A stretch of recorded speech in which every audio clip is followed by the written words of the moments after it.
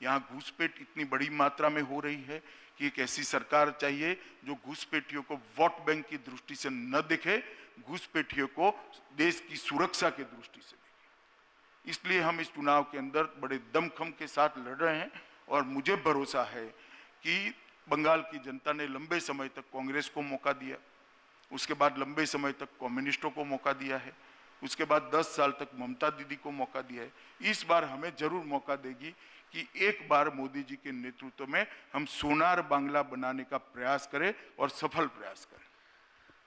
2019 के लोकसभा चुनाव के प्रचार के दौरान प्रधानमंत्री मोदी ने एक बात कही थी। उन्होंने कहा था कि ममता दीदी उन्हें गिफ्ट भेजती हैं, और आज का चुनाव प्रचार जो हम देख रहे हैं उसमें जिस तरीके की बयानबाजी हो रही है, ये कड़वाहट क्यों आ गई है अचानक? हमारी ओर से कोई कड़वाहट नहीं है। मेरा पूरा का भाषण आप एनालिसिस कर लीजिए, मैंने कोई कटु बात नहीं की। मगर आपके राज्य में भ्रष्टाचार हो रहा है, इसको उससे अगर उनको चिढ़ आ जाती है तो मेरे पास कोई रास्ता नहीं है, क्योंकि भ्रष्टाचार होता है। आपके राज्य में घुसपैठ हो रही है, इससे अगर वो चिढ़ रही है तो घुसपैठ होती है। किसान का 12,000 रुपये आपने रोक लिया है, इससे चिढ़ जाती है तो आपने रोका है।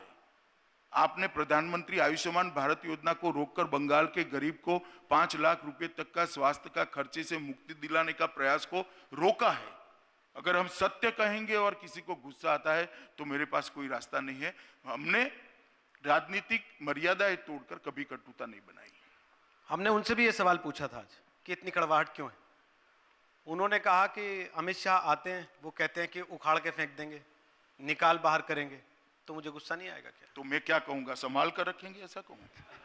मैं उखाड़ने ही आया हूं सरकार को भैया। यहां मेरी सरकार तभी आ सकती है जब ममता बनर्जी की सरकार को उखाड़ कर फेंक देते हैं। तो मैं ये कहूं, मैं ममता बनर्जी की सरकार को संभाल कर रखूंगा। क्यों कहूं? ठीक नहीं चल रही है दीदी आपकी सरकार, ये उखाड़ने जैसी। इसीलिए मैं कहता हूं बंगाल की जनता इस सरकार को उखाड़ कर फेंक दे एक बार। उनका आरोप यह है कि इसीलिए बंगाल के चुनाव में हिंसा हो रही है, क्योंकि ये उखाड़ के फेंक देना चाहते हैं। तो उखाड़ कर फेंक दें तो वो कहे हम नहीं उखड़ेंगे, इसमें हिंसा क्यों करती है? उनको कहना चाहिए नहीं भाई हम नहीं उखड़ेंगे, आप प्रयास करो जाओ। हिंसा किस तरफ से है? कार्यकर्ता तो आपके भी मारे जा रहे हैं, कार्यकर्ता उनके भी मारे जा रहे हैं। उनके कितने मारे गए आपने लिस्ट किया है ना? आप अपने मेरे पास तो लिस्ट है, मेरे 130 कार्यकर्ता। सुनो ना भैया, मेरे पास तो लिस्ट है, मेरे 130 कार्यकर्ता मारे गए। जरा ममता दी उनका लिस्ट प्रसिद्ध करें। वो तो कहती हैं अनजान भी कोई मर जाता तो आप लोग जाके उसके घर खड़े हो जाते हैं कि हमारा कार्यकर्ता था। बाद में परिवार मना कर देता है कि नहीं, इसका हमसे कोई लेना देना नहीं था पार्टी। वो आप डराती हो तब। उनकी सारी सदस्यता की चिट्ठियां हम दिखाने के लिए तैयार है, अगर ममता दीदी सच्चा इन्वेस्टिगेशन करना चाहती है तो। और मैं बताना चाहता हूं, ऐसे आपके गुंडे बचेंगे नहीं।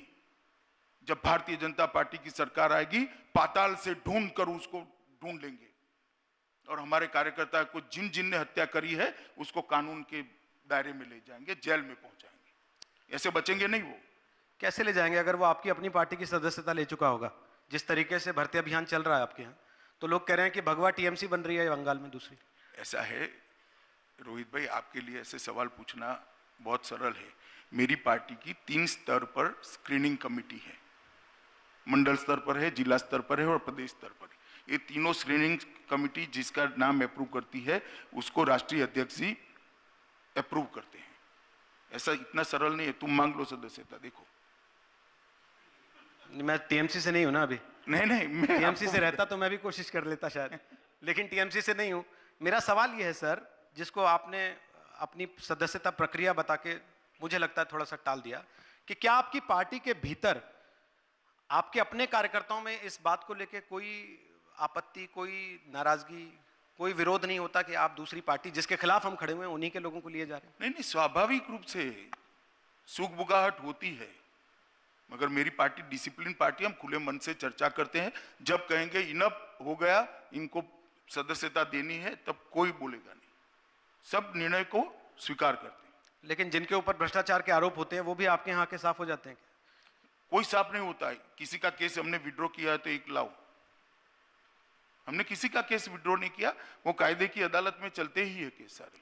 जेल में भी तो नहीं गया कोई जो आपकी पार्टी में आ गया, जिनके लिए आप लोग खुद कहते थे कि ये देखिए भ्रष्टाचार की मूर्तियां हैं? भैया वहां थे तब भी नहीं गए थे।